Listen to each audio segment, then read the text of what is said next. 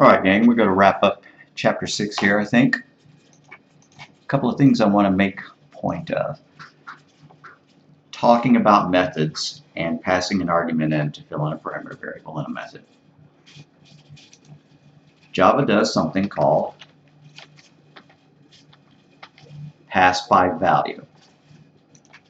This should be very familiar because most of the languages you've used support pass by value. C++ and C# also support something else called pass by reference, and C++ also has something called pass by pointer. But pretty much you have pass by value. What pass by value means is that if you pass an argument in, the parameter variable is filled with a copy of that argument. Let's do some really simple examples first. In fact, I'm just going to fire up Notepad and type them in because there's no reason to actually put them into code. So, say you had a method that looked like this. Who cares what our class is called?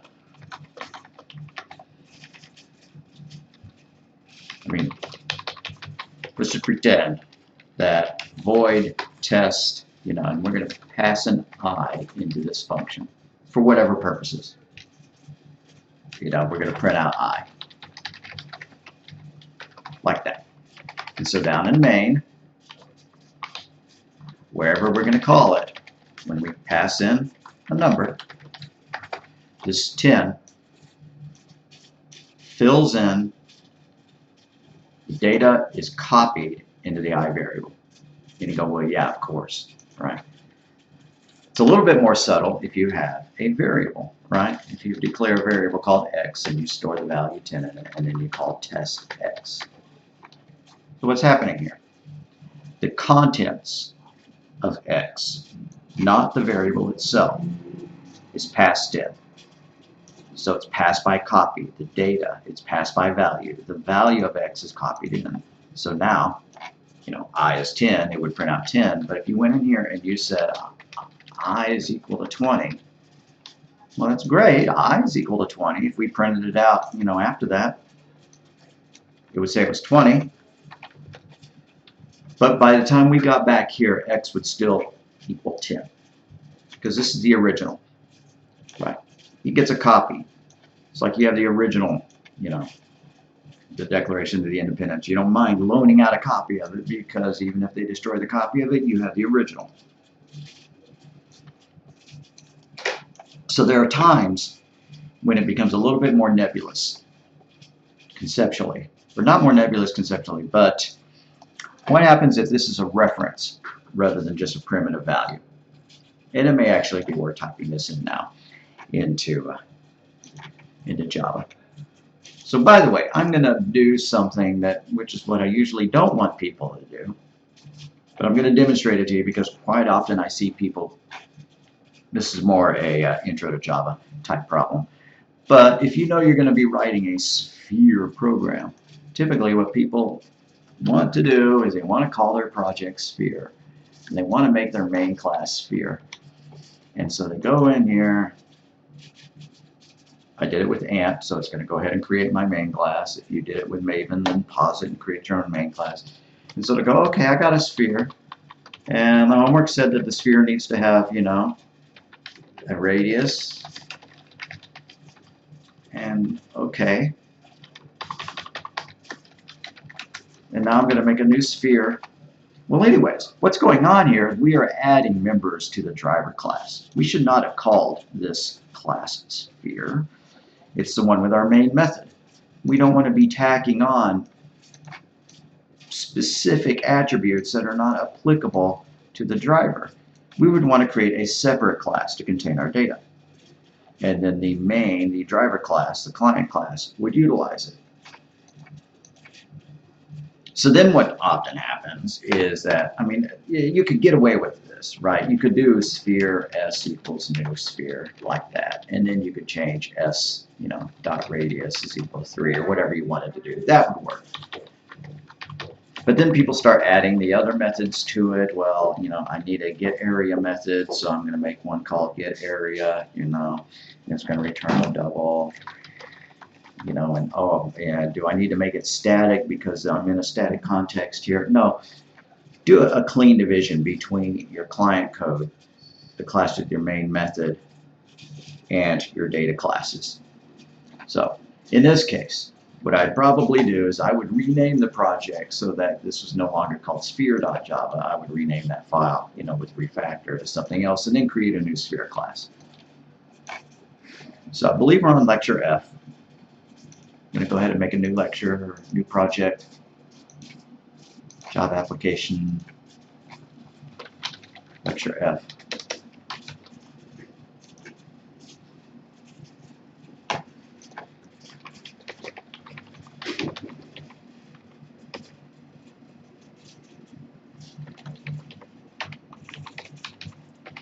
So let's put our test method in, right? But since we're running it from a static context, it's also going to have to be declared as static, right? Static test int I. Make it void since it's not going to return anything. So static void test int I. System.out.println parentheses in test comma I equals space end quote plus I, our parameter variable. Now down inside of main,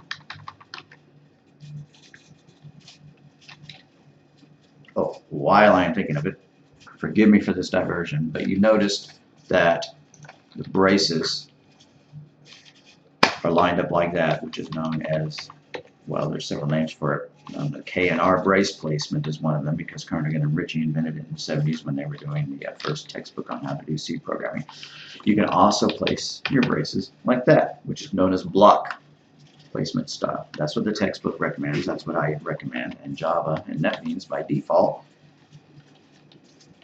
to using that style, the end of line brace placement rather than block brace placement. And if you wind up trying to do source format, it will revise your code, moving the braces around.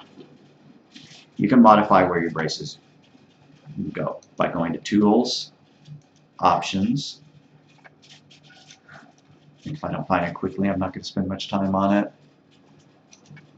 Editor, Formatting. Did I already do this? Or was it in the lecture version? Braces. And then you can say, no, I really want all braces to be on a new line.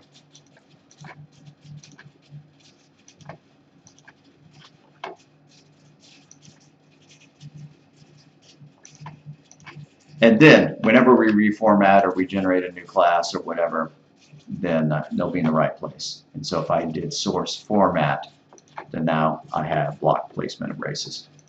Anyway, so I'm going to call my test function, test 10, and it's going to print in test I equals 10.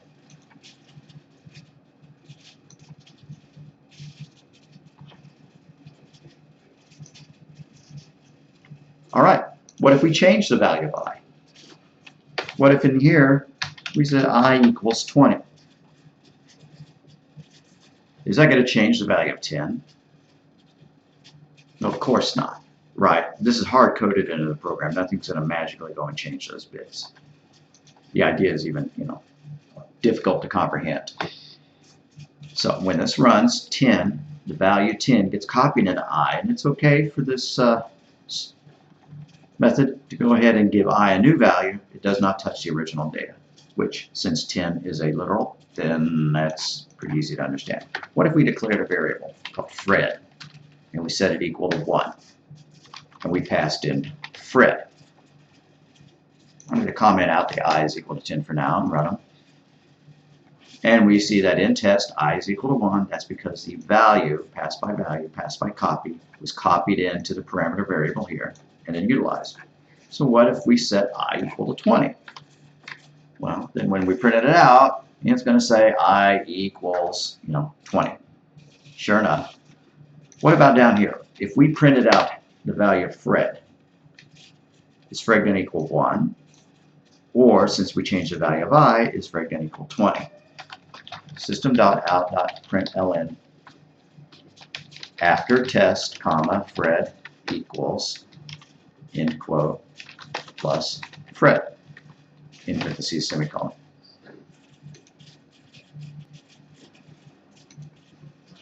So in the test method, I equals 20, because sure enough, that's what we set it to. But when the test function returns, when the test method has completed, then Fred, our original value, our original argument, is still set to 1. So we pass it in. I is not a reference to this piece of data, right? It is its own thing that got a copy of this piece of data.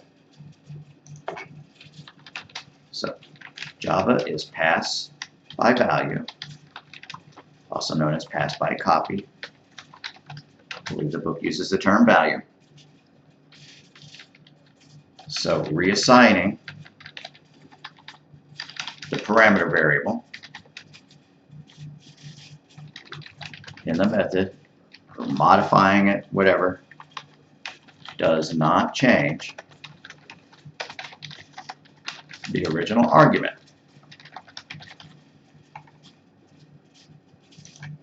Looks like I misspelled reassigning wrong. Whatever. Okay.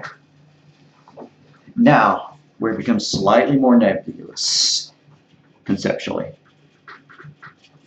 Or I should just say more complicated. It's not more nebulous, right? I mean, everything in programming should be hard, fixed in place, no question about it. Is what if the thing being passed in here is not a primitive data type? And by the way, this is exactly the way that Python works as well, and C and C++ and C#. But in those latter two languages, you're allowed to also pass in by reference, which Java absolutely does not support. If Java supported pass by reference, then after this invocation here, and I was set to 20, by the time we got back out here, Fred would also equal 20. Doesn't work that way. But what if we have a class, and we're going to pass in a reference variable instead of a primitive variable? We're going to create another class named pet. All it has is a name. Class pet, public string name.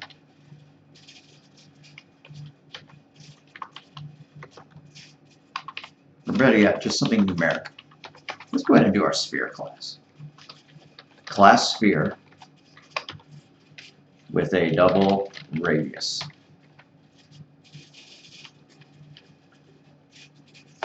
So now down here inside of main, I'm going to pass,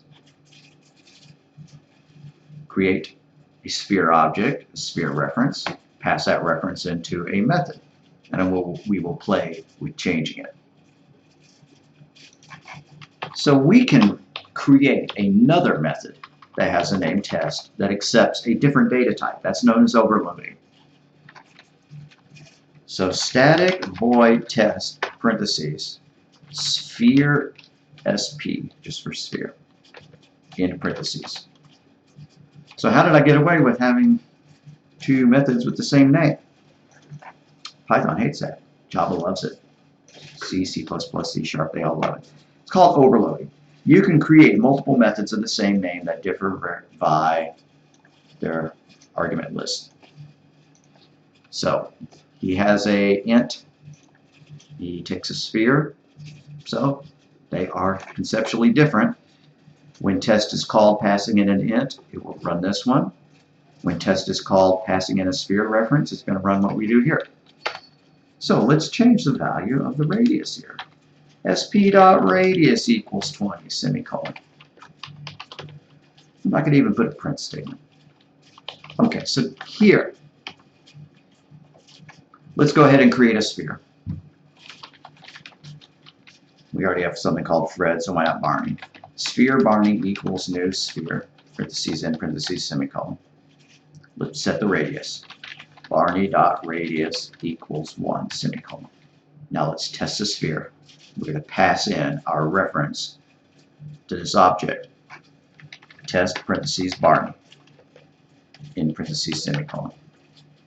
And let's print out the value of the radius down here.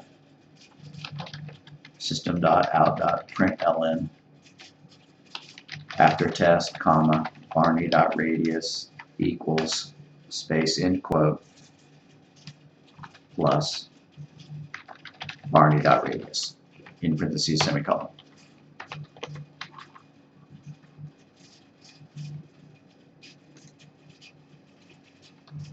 And so after the test, Barney.radius equals 20. Equaled 1 before with the call. Ran up here, ran test, changed the value of that member, got out here. Now wait a minute, you said that it copied it. You said that no changes made to the parameter variable would affect the argument. Well, that is true, but we're passing in a reference. So SB is a copy of the reference. But remember what a reference is. It's just an address. You know, my house has an address, 123 South Main. If I write that down on a piece of paper, give you a copy of my address, you can still get to my house, right? And you can still go and paint it red. You use my reference, you use my address to get to my house, you can make changes to it. Here we are making changes using the same address because the address, the reference that points to the object got passed in here. So we have an object out there that's got a member called radius, and now we have two variables that are pointing to it, which is totally fine. We can create multiple sphere references, like sphere S2 equals, Barney, and sphere S3 equals Barney, and sphere S4. And then if I did S2 dot radius is equal to 2, well, it didn't matter whether I accessed it via Barney dot radius or S2 dot radius. It's still going to equal 2 because it's one object just with two different references, two different names.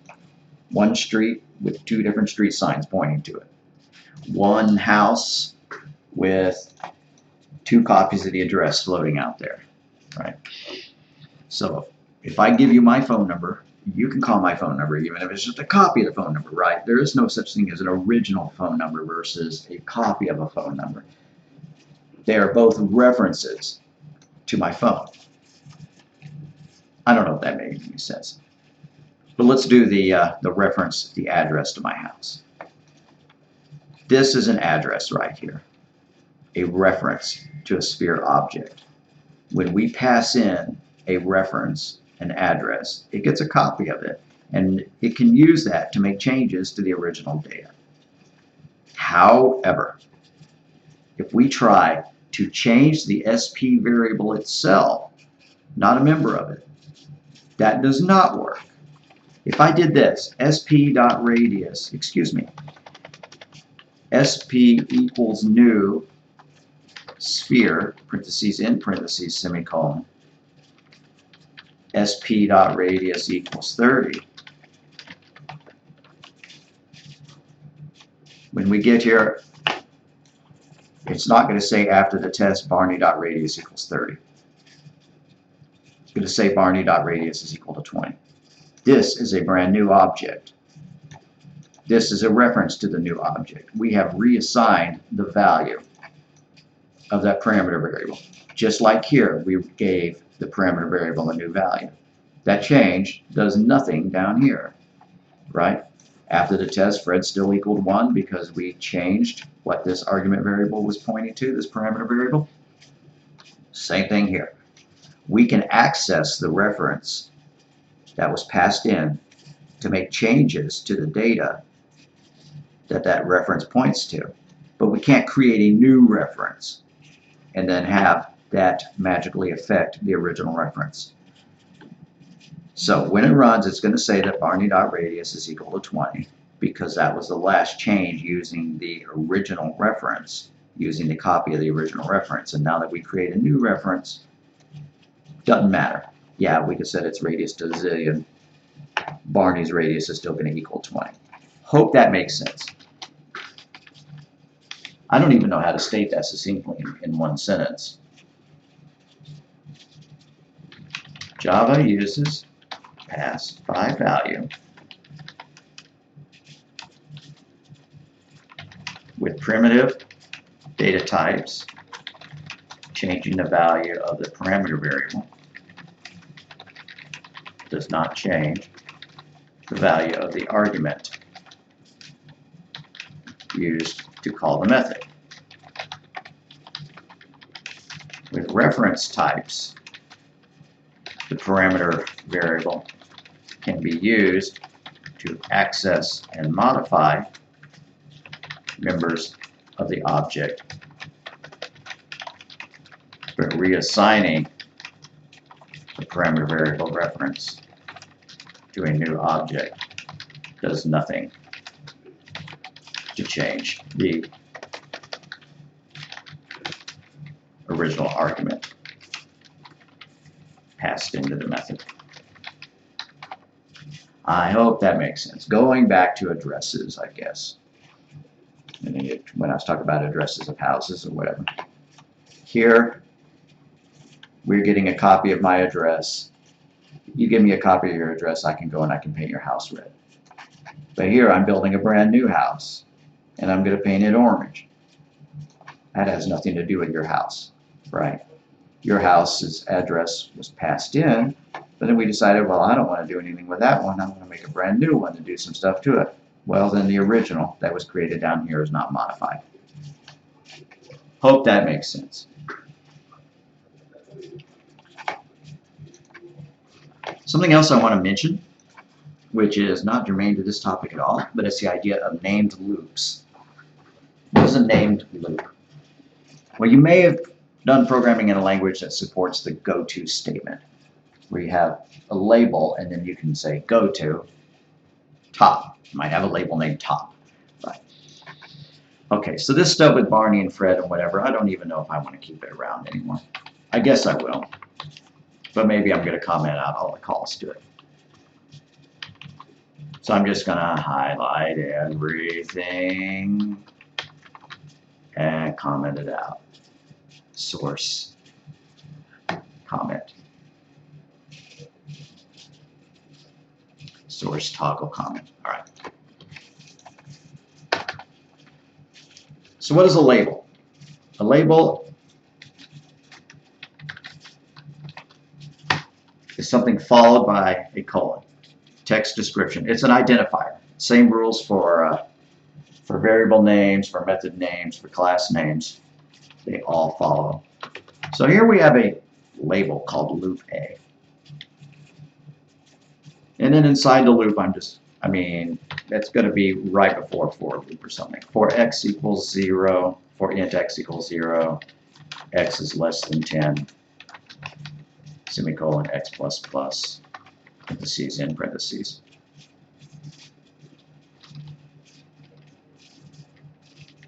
I can print it out, whatever I wanted to do, system.out.println, whoopsie, watch the magic spinning cursor.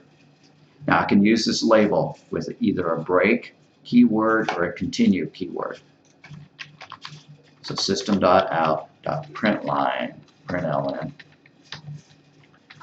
in loop A, comma, x equals, end quote, plus x, semicolon. And yeah, it's going to print 0 through 9 as we would expect. Nothing miraculous there. You know what a break statement is. Pretty sure you know what a break statement is. A break statement allows you to leave the loop early. So like if parentheses x equals 5 in parentheses, break, then it's only going to count 0, 1, 2, 3, 4, 5.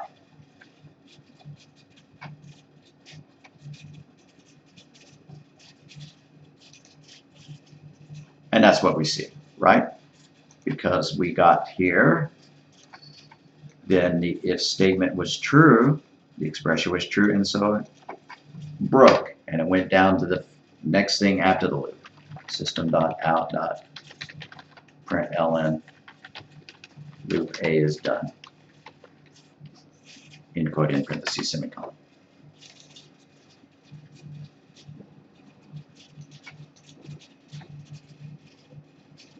You can specify what loop you want to break out of if you have nested loops. Like this. Break out of loop A.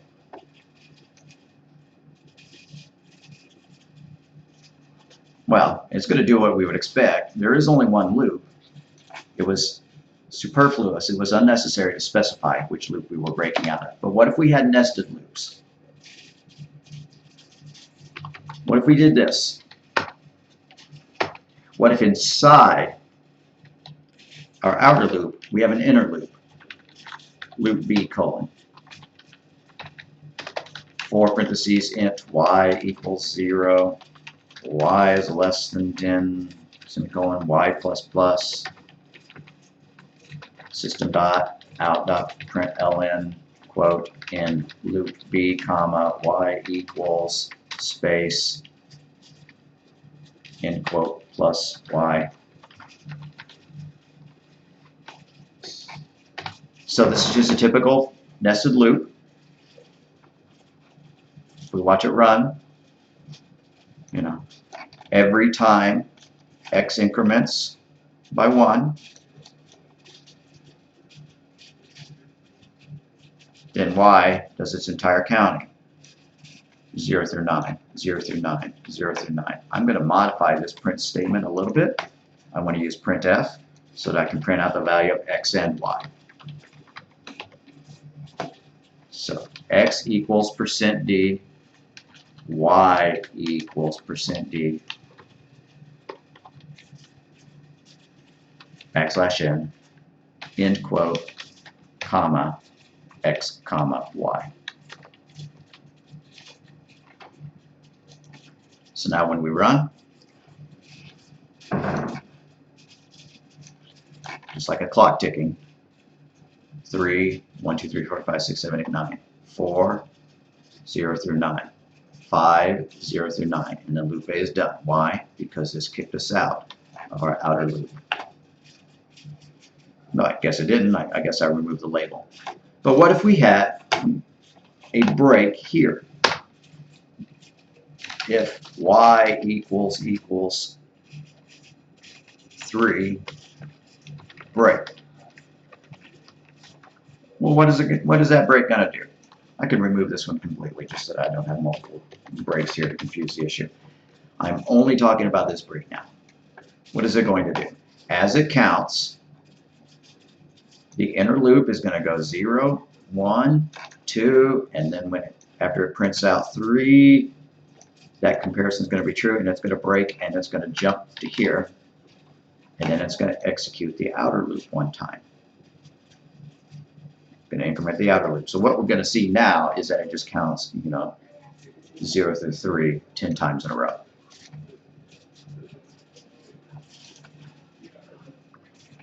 And that's what we see, right? 0 up to 3, 1 up to 3, 2 up to 3, 9 all the way up to 3, because this break statement jumps to here. This is after loop B finishes. And this is after loop A finishes. Or if we wanted to add comments like I normally do, I might do end loop B right there. And then I messed something up.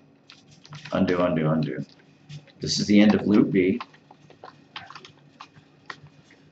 And this is the end of the outer loop. End loop A. I could rename them perhaps to inner and outer to make a little bit more sense. So I'm going to call loop A outer underscore loop. I'm going to call loop B inner underscore loop. Now my comments are wrong. End of inner underscore loop. End of outer underscore loop.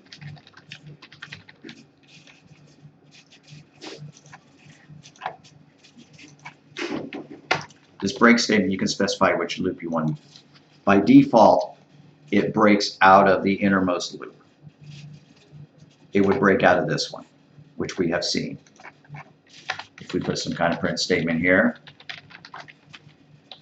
inner loop is done, and then we change this one so that it says outer loop is done.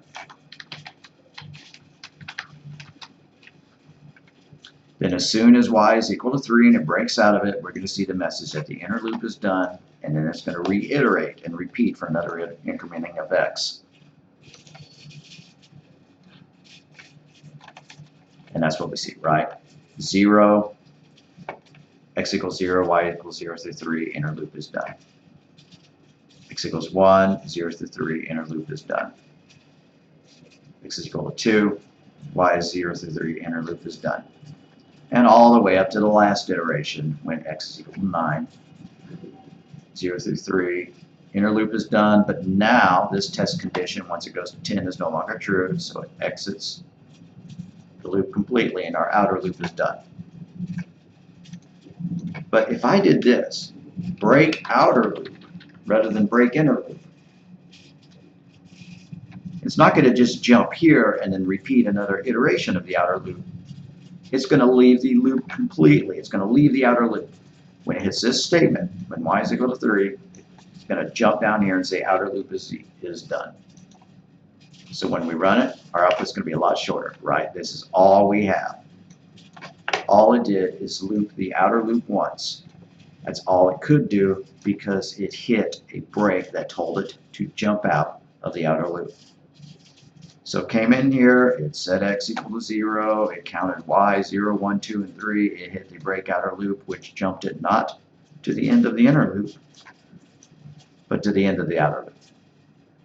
I hope that makes sense. Continue works the same way. You can use the continue word. Continue inner underscore loop, or continue outer underscore loop, which will just cause it to continue inner loop, would cause it to jump right back up here and repeat the loop again, which is what it's going to do anyways. I may need to talk about continue again. Some people don't recall it. Also, switch and case statements can have labels. You can apply a label to your switch and your case just like you can to a for or a while.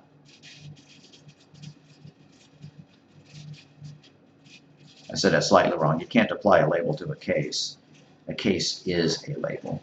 The syntax should look a little bit familiar. If you do this, switch based on some variable, don't type this. And then you do case, 3. This already is a label. We can already see that it's got that syntax, the value there followed by a colon. Same idea is there. But you can certainly put a label right here. I don't even know what I'm going to call this. I'm just going to call this one Dino colon, right? And now we have a label for the switch, and if we wanted to, we could break out. So int x is equal to 3. If the case is 3, we could break that switch. We could jump out of it, in which case it would jump out completely. But that's what a break statement is going to do anyways, right? That's what a switch statement always does, is it hits a break and it jumps out of it. But if you have nested braces, you have a brace inside a brace, the break statement will always break the innermost brace first, but you can specify that you want it to break the outer one as well. So if you embed loops inside of switch statements, inside of loops, inside of switch statements, or whatever, you have very fine granular control out of whichever one you need to break. Do you need to break out of the loop that you're enclosed in? Do you need to break out of the switch that's holding that loop? Do you need to break the loop that was holding all of that, the outermost loop? Whatever. So that is what you use labels for. You can label while loops and for loops and switches, and there may be other reasons to do so as well, but those are the ones that I'm familiar with. I'm going to delete my little switch down here because we did not give a full featured demonstration of it. And I think I'm just going to comment this one out because I don't need it to be counting every time we do a demonstration. What else are we going to go talk about? Let's go take a look at our PowerPoint. So argument passing. Java uses pass by value to pass arguments to methods. Pass by value means that Java passes a copy of the argument's value, not the argument itself. If the parameter's value changes within the method, the argument in the calling module is unaffected.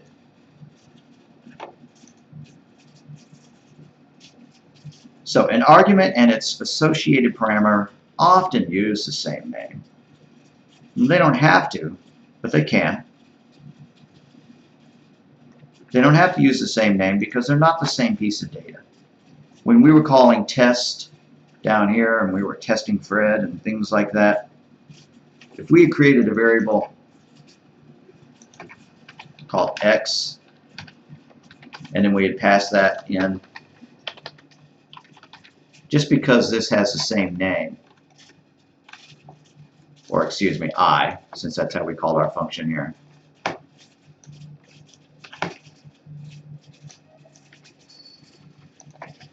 Anyways, delete that. But it doesn't matter. When I called, the variable Fred and then I passed in Fred, it was okay that it was called Fred, whereas the argument was called I. They are completely different things. I could have called them the same. I could have said, okay, I'm going to make a variable I here and pass it into the function. Don't do this. I'm changing things in comments, right? But it wouldn't behave any differently, right? Any changes to that variable still would not have modified this value. Okay, so I'm going to comment out this new block of code, I think, but first I'm going to prove that I have anything else to talk about. If we don't, then the lecture is already done. Let's see, argument passing. Specialized methods, we've talked about these. Accessor methods are the ones that get the value. They are the getters. Mutators. Mutator methods are the ones that set the values. We've talked about Boolean variable. Quiz questions. Well, let's take a quick look at the quiz. Which of the following is a datum item in a class? An instance variable is a data item. That's true. A method. Well, that's not a data item. The public modifier. No, that just changes the way how the data can be accessed. Definitely an instance variable. What word is used to create an object? New. Scanner SC equals new scanner and creates the object. Given this method call, what is the thing that's inside the parentheses? We're calling a method called assign speed. There's something inside the parentheses that's called an argument. When we're declaring, when we're writing the method, then we give it a parameter variable name. Right, but that's the difference between when we created this function here, this method here, this is the parameter, short form for saying parameter variable, and then when we invoked it, we passed an argument to it. Some textbooks will try to get a little more crazy, computer sciencey, and say that one is called a formal parameter or a formal argument, and one is the actual parameter, and one is the actual argument. Just remember, the parameter is when you're defining the method. The argument is when you're invoking the method and you're passing in a value.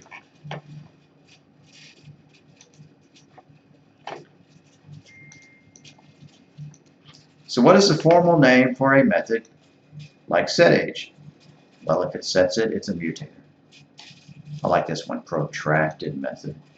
What in the world would that mean? All right, I want to get back to the idea of overloading members just a little bit more.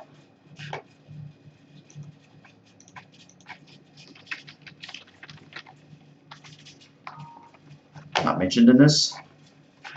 That's all right. We like doing more than what the book does. I'm going to go back to I had a sphere class that I created way back when.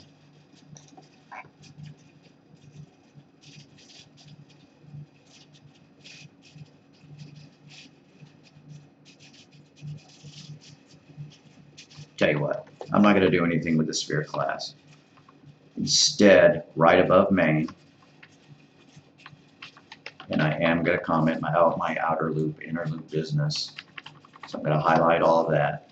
Source, toggle comment. I'm going to make a method called triple, and it will return triple the value of an integer. So int triple, and it takes it as an argument, so it needs a parameter, and int space I in parentheses. Return I asterisk 3. So if I do this, int x equals, or how about int I1 equals triple 2. After we're done, I is going to equal 6.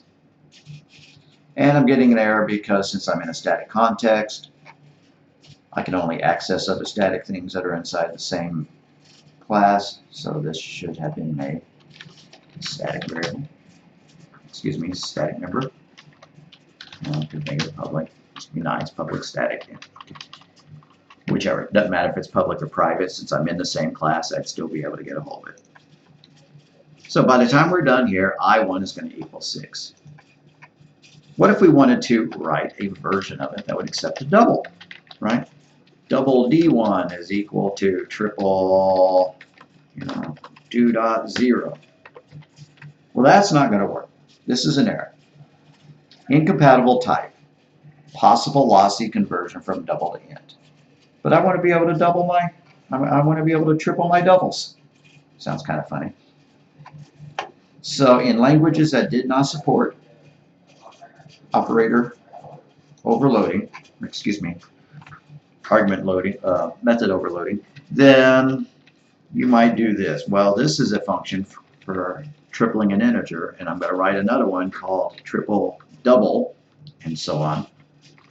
But instead, I just create a new method, public static double, triple parentheses, double D in parentheses, curly brace, return D star 3.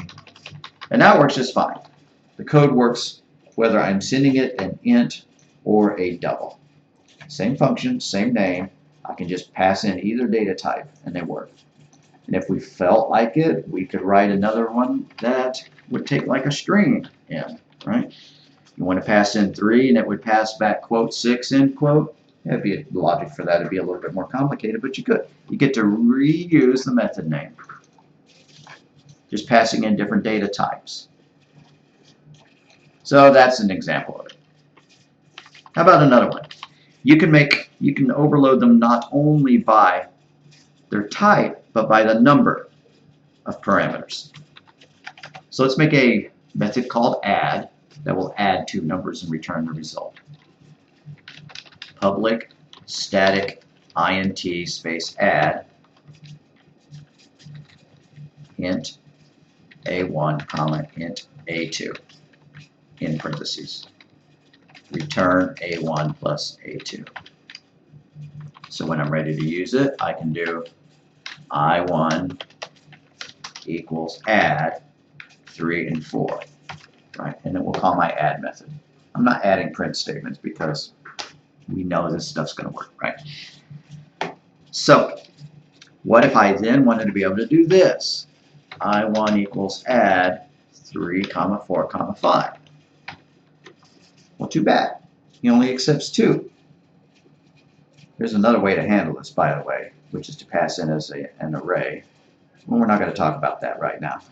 I am going to talk about the fact that I could create another version of the method that would accept 3 ints. Public static int add, and I'm going to make one that has int a1, a2, a3.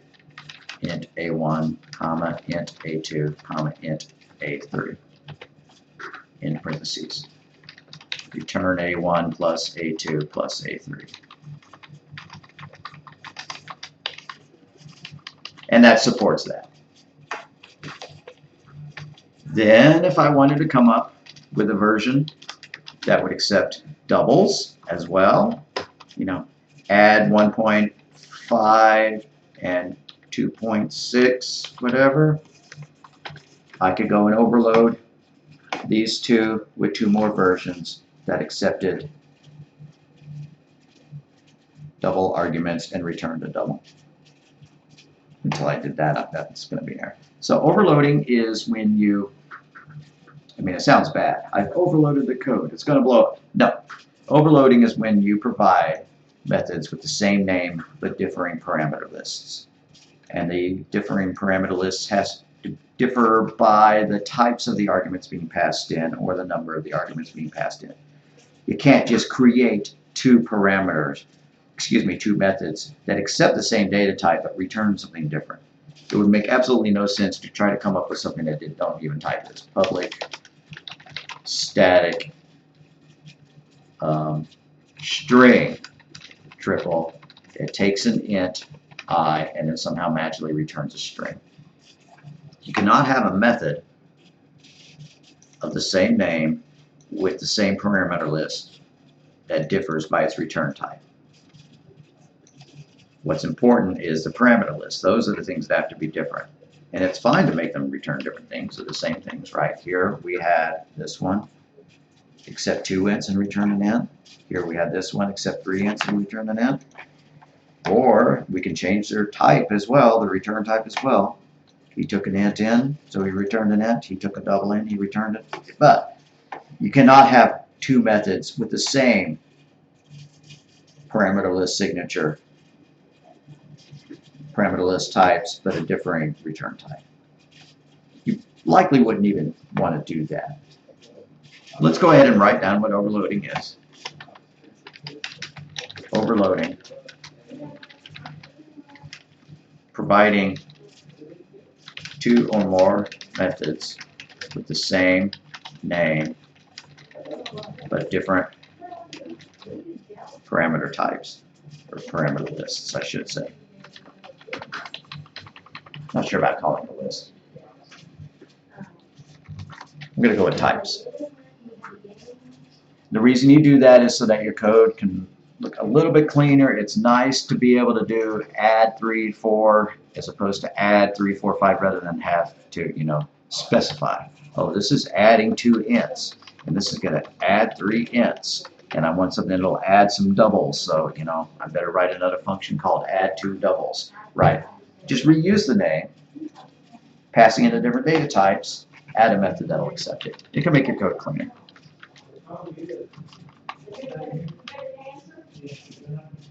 All right, I think that's enough for this lecture.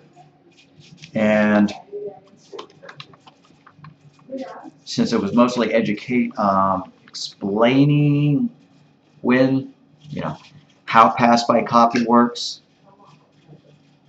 and showing an outer loop versus an inner loop break, so using break with a label, and then lastly showing method overloading. I should probably come up with an example of, a homework assignment for method overloading.